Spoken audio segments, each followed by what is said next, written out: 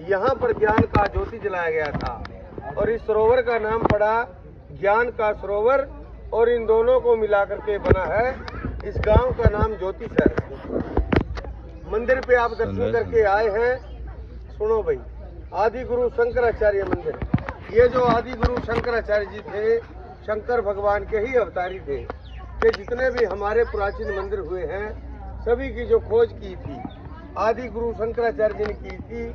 आज से 1300 वर्ष पहले कांसी पीठ से होते हिमालय जा रहे थे, जब उन्होंने पूरे भारत को घूमा और वो घूमते घूमते यहाँ पर भी आए और उन्होंने यहाँ पर बैठ के पूरा मेडिटेशन किया, ध्यान किया, महसूस किया इस बात को और फिर उन्होंने कह दिया कि जो भगवान कृष्ण जी ने गीता सुनाई थी वो ठीक इसी जगह पर ही सुनाई गई थी। और ये दोनों सेनाओं के बीच का वो मध्यम स्थान माना जाता है, यानी कि सेंटर पॉइंट, कि जब युद्ध के समय, रण के समय में दोनों सेनाएं यहाँ पर आमने सामने खड़ी थी तो अर्जुन कहने लगे भगवान कृष्ण जी से कि हे प्रभु, मुझे ऐसे स्थान पर लेकर के जाइए जहाँ से मैं दोनों सेनाओं को मध्यम भूमि से देख सकूं।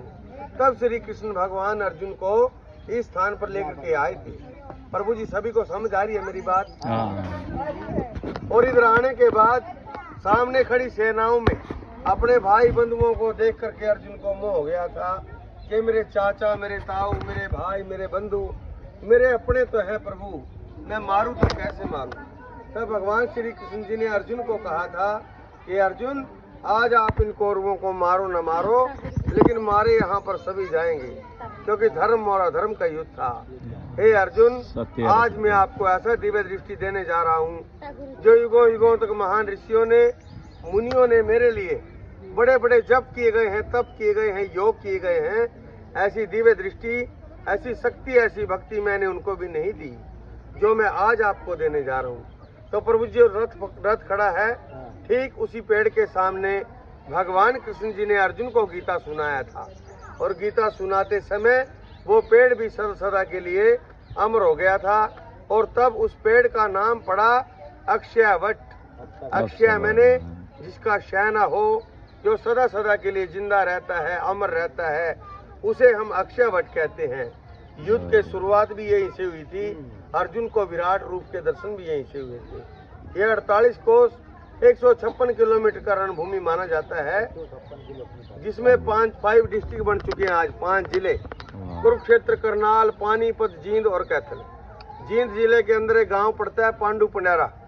पांडु पंडारा गांव में जाकर के युद्ध समाप्त हो गया था, जहां कौरवों के पिंडदान भी किए थे पांडवों ने। 18 दिन तक युद्ध लड़ा गया, जिसके कारण यहाँ की मिट्टी लाल हो गई थी। आज दूर दराज से श्रद्धालु आते हैं, सभी का एक ही सवाल रहता है कि हमें वो लाल मिट्टी तो बताइए कि किधर है। लेकिन आज लाल मिट्टी खेतों के अंदर तो कहीं कहीं पर नजर आती है, खुदाई के दौरान या बोर का काम होता है। प्रभु जी, आम तौर पे लाल मिट्टी नहीं दिखाई देती है, क्यों? देखो जी, गीता में अब महत्वपूर्ण बात है, जो यहाँ पर युद्ध क्यों लड़ा गया था, बहुत सी बातें हैं। देखो जी, गीता में 18 अध्याय हैं और 700 श्लोक हैं। पहले श्लोक में लिखा है कि धर्म क्षेत्रे कुरुक्षेत्रे समवेताये युद्धसभा माम का पांडवस्य जय किम करोति संजय।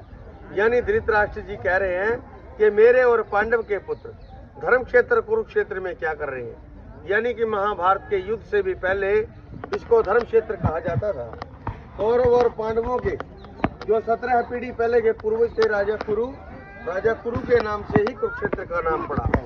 बताते हैं कि राजा कुरु को किसी ऋषि का श्राप लगा हुआ था, रात को पत्थर के हो जाते थे, दिन में पुनः जीवित हो जाते थे। तब राजा कुरु ने श्राप से मुक्ति पाने के लिए, जो 8 धर्म होते हैं, हर इंसान के मुक्ति, जो ये चाहता है मेरी की मुक्ति हो जाएगी, मुक्ति उसी की होती है जो 8 धर्म पूरे करता है। सत्कर्म, दया, धर्म, दान, योग और भगवान विष्णु के खंड भक्ति उन्होंने की थी। 33 कोटि देवी देवताओं का वरदान मांग लिया था इस भूमि के लिए। देखो भाई, 33 कोटि देवी देवताओं का वरदान मांग लिया था इसी भूमि के लिए। 33 कोटि का मतलब होता है प्रभु जी, आपको तो पता ही होगा, 33 प्रकार के देवता जो 182 तीर्थों पर वास करते हैं। इसीलिए क्षेत्र को धर्म क्षेत्र कहा गया है। महाभारत के युद्ध के लिए इसी भूमि को चुना गया था कि जो भी युद्ध में मारे जाएंगे उनकी मुक्ति हो जाएगी। वामन पुराण के अंदर भी लिखा है, गंगे जले मुक्ति, गंगा के जल को मुक्ति का धाम माना जाता है, जहाँ लोग अस्थियां भी प्रवाहित करते हैं। वाराणसी जलस्थल, वाराणसी शंकर जी का धाम है। जल और स्थल दोनों प्रकार से कुरुक्षेत्र तीर्था मुक्ति, आंतरिक से जलस्थल, आंतरिक जल और स्थल में मोक्ष मुक्ति माना जाता है।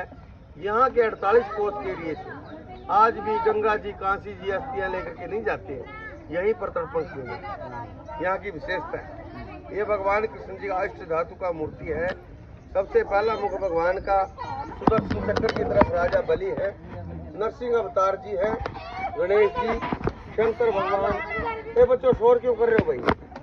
शंकर भगवान, श्री कृष्ण जी, ब्रह्मा जी हैं, हयग्रीव जो घोड़े वाला मुख है, हनुमान जी और परशुराम जी। 10वां जो अवतार माना जाता है वो कल्कि भगवान के रूप में भी आना माला माना जाता है, विष्णु के रूप में भी माना जाता है। प्रभु जी, ये ज्ञान सरोवर है, इसका भी छींटा लगा करके जाइए, इसकी परिक्रमा कीजिए विराट रूप की।